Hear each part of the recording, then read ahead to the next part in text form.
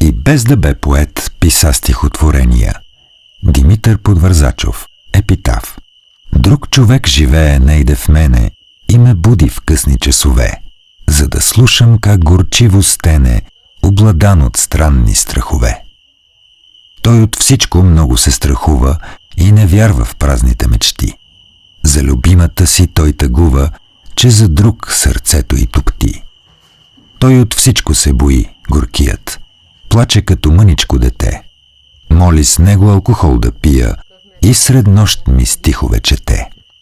През деня проклетника го няма, идва само късно през нощта и наливаме се с водка двама, осъзнали, що е самота. Идва той, говори твърде много, слушам неговия дрезгав глас. Тръгва без дори да каже с Богом, в здрача хладен сам оставам аз.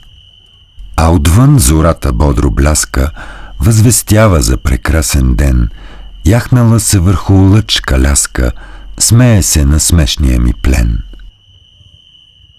Той без срам измами ме отново. Как успява, винаги не знам.